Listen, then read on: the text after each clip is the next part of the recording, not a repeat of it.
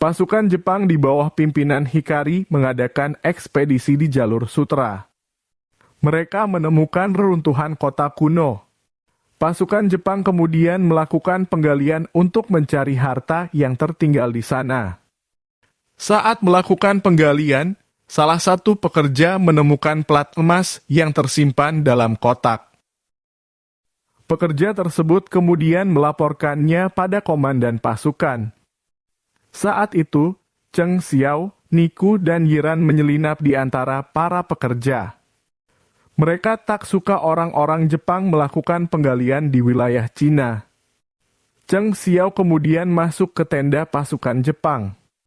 Niku mengambil plat emas yang baru ditemukan tadi. Di luar, di salah satu tempat penggalian, keluar kelabang beracun dan menyerang para pekerja.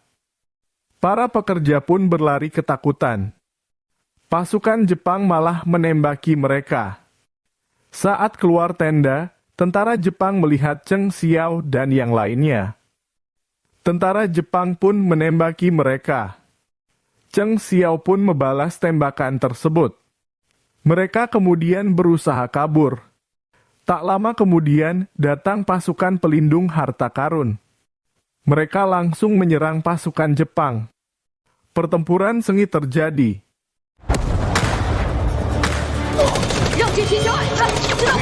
Tiba-tiba datang badai pasir. Cheng Xiao dan Yiran berhasil lolos. Namun, Niku tertangkap. Dia kemudian dihajar oleh Komandan Siteng. Cheng Xiao dan Yiran kemudian pulang ke rumah Yiran. Di sana, Yiran menunjukkan gulungan kulit kambing kepada Cheng Xiao. Gulungan tersebut berisi peta harta karun peninggalan bangsa Loulan di kota kuno Senlou. Menurut legenda, bangsa Loulan membangun kuil yang terbuat dari emas untuk menghormati dewa matahari. Mereka juga mempunyai pohon suci yang dapat menghidupkan orang mati. Menurut Cheng Xiao, itu hanya dongeng untuk anak kecil. Tapi menurut Yiran, ayahnya percaya dengan legenda tersebut. Ayah Yiran telah lama pergi untuk mencari keberadaan kota Senlou. Ayahnya mencari pohon ajaib tersebut untuk mengobati penyakit ibunya. Yiran selama ini mencari petunjuk keberadaan kota Senlou untuk mencari ayahnya. Plat emas yang mereka temukan di kemah pasukan Jepang adalah salah satu petunjuknya. Namun plat tersebut dibawa oleh Niku. Di tempat lain, Hikari dan pasukannya mampir di sebuah warung. Dia memerintahkan Chang untuk mencari orang-orang yang menyerang tempat penggalian harta. Setelah itu, Hikari pergi dan Chang menghabisi orang-orang di warung. Niku dipaksa untuk menunjukkan di mana rumah Yiran. Niku pun mengajak Komandan Siteng menuju rumah Yiran. Mereka bertemu dengan Cheng Xiao yang dalam perjalanan untuk menyelamatkan Niku. Pasukan Jepang pun menyerang Cheng Xiao. Niku berhasil menyelamatkan diri. Cheng Xiao berhasil menghabisi banyak tentara Jepang.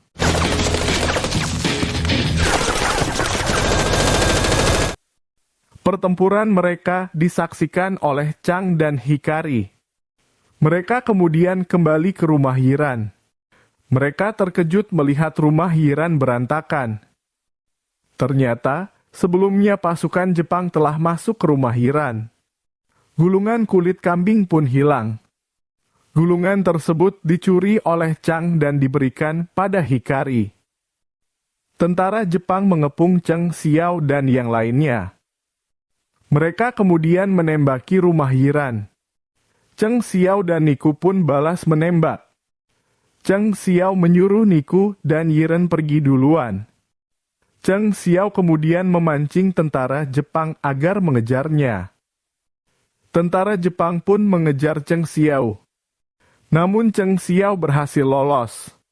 Mereka bertiga kemudian pergi ke Gunung Dahei untuk mencari kota Senlou. Hikari ternyata telah lebih dulu sampai di Gunung Dahei. Bersama pasukannya, dia membangun kemah di sana. Dia kemudian menyuruh pasukannya untuk mulai menelusuri Gunung Dahei. Dalam perjalanan, Cheng Xiao menanyakan pada Niku di mana plat emasnya. Niku mengatakan plat tersebut telah diambil oleh orang Jepang. Cheng Xiao pun marah. Cheng Xiao kemudian mengajak mereka untuk menemui Linglong. Saat melihat Niku, Linglong pun menyerangnya dan ingin menghabisinya. Namun dicegah oleh Cheng Xiao. Yiran pun terkejut melihatnya.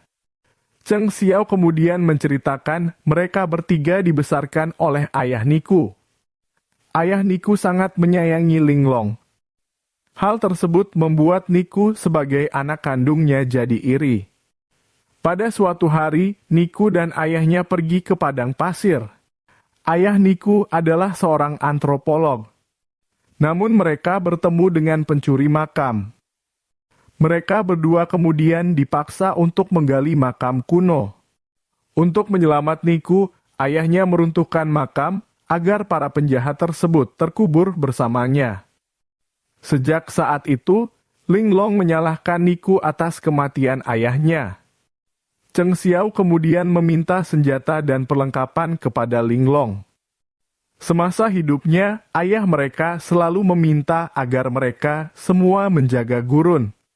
Linglong kemudian ikut bersama Cheng Xiao menuju Gunung Dahei. Di Gunung Dahei, pasukan Jepang yang menyusuri Gunung Dahei tiba-tiba diserang secara misterius. Cheng Xiao dan yang lainnya sampai di Gunung Dahei. Dia melihat perkemahan pasukan Jepang. Dia kemudian mengatur strategi untuk menyerang perkemahan tersebut. Malam harinya, mereka mulai menyusup ke perkemahan tersebut. Cheng Xiao dan Niku berhasil masuk ke tenda Hikari. Namun mereka tak menemukan gulungan kulit kambing dan plat emas. Saat mereka keluar tenda, pasukan Jepang telah mengepung mereka. Ternyata mereka telah masuk dalam jebakan Hikari. Cheng Xiao dan yang lainnya berusaha untuk kabur. Namun Feng tertangkap. Hikari kemudian mengancam akan menghabisi Linglong jika mereka tak menyerah. Cheng Xiao akhirnya menyerah. Keesokan harinya, Hikari meminta agar Yiran memberitahu di mana pintu menuju kota Shenlou. Yiran mengatakan dia tak tahu. Hikari mengancam akan menghabisi Cheng Xiao jika Yiran tak memberitahu. Cheng Xiao meminta Yiran menghabisinya saja dan meminta agar Yiran tak memberitahu pintu masuknya. Saat Hikari lengah, Cheng Xiao mencoba untuk melarikan diri.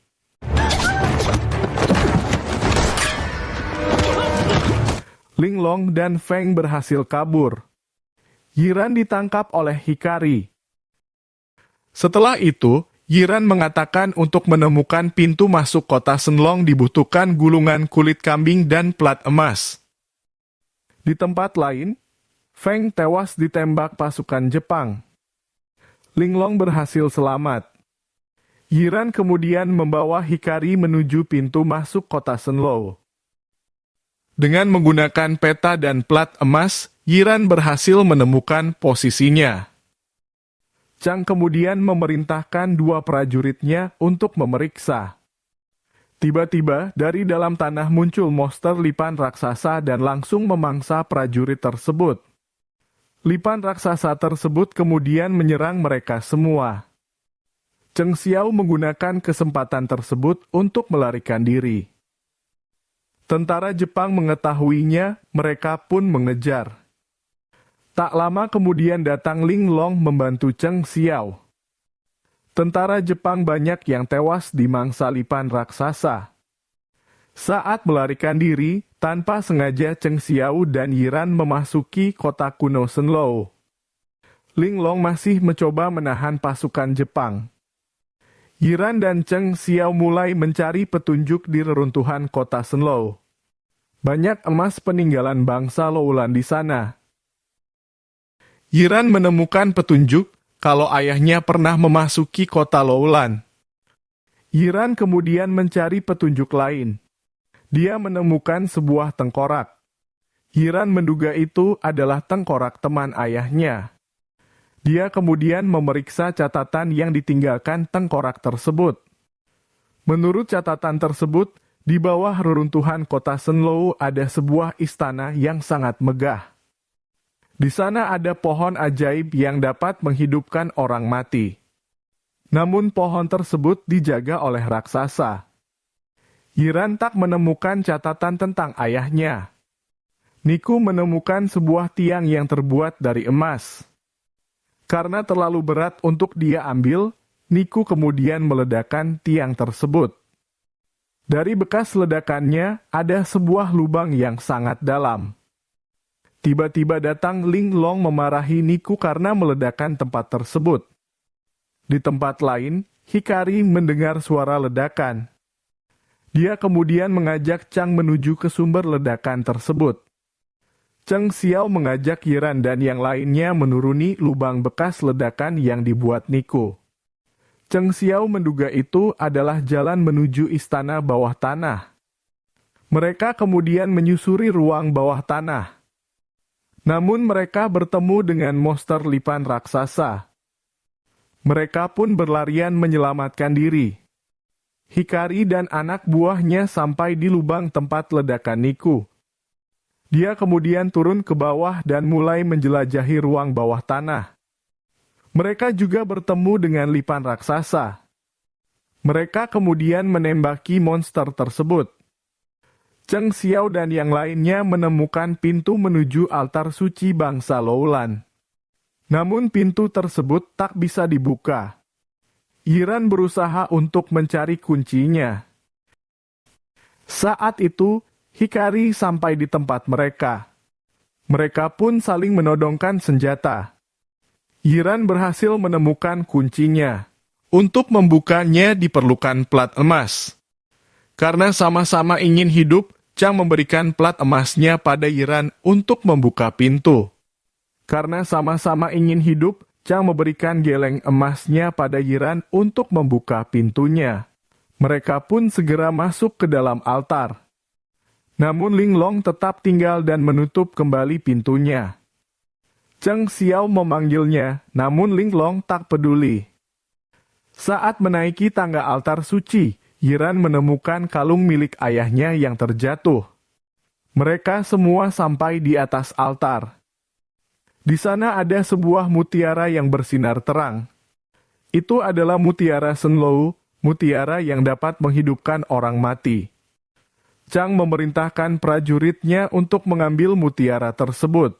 Namun tiba-tiba mutiara tersebut mengeluarkan energi yang sangat besar sehingga prajurit tersebut terlempar ke jurang. Hikari kemudian menyandera Yiran dan meminta agar Cheng Xiao mengambil mutiaranya. Cheng Xiao menggunakan sebuah rantai untuk menjatuhkan mutiara tersebut. Setelah jatuh, Chang mencoba untuk mengambilnya. Namun tangannya terbakar saat mencoba untuk mengambilnya. Dengan menggunakan tasnya, Niku mengambil mutiara tersebut. Namun saat itu, muncul monster lipan raksasa dan menyerang mereka.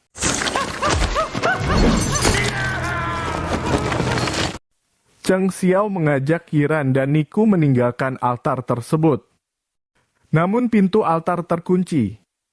Yiran kemudian berusaha membuka pintunya. Chang menghadapi monster lipan.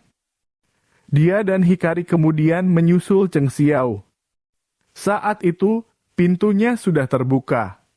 Mereka pun keluar. Monster lipan yang mengejar terjepit pintu yang mulai tertutup kembali. Niku menyalakan peledak untuk membunuh monster tersebut. Melihatnya, Cheng Xiao melemparkan peledak tersebut dengan mutiaranya. Hikari melihat mutiara yang dilemparkan Cheng Xiao, dia berusaha mengambilnya. Namun dia tewas terkena ledakan. Cheng Xiao kemudian menuju pintu keluar. Saat sampai, talinya sudah tak ada. Ruang bawah tanah bergetar dan sebentar lagi akan runtuh. Di saat darurat tersebut, tiba-tiba dari atas ada yang menurunkan tali. Yang melakukannya ternyata Ling Long. Yiran dan Niku naik duluan. Saat Cheng Xiao akan naik, Tiba-tiba datang Chang dan langsung menyerangnya. Namun dengan mudah Cheng Xiao menghabisinya. Mereka kemudian meninggalkan kota Shenlou. Istana bawah tanah pun runtuh. Dan film pun selesai.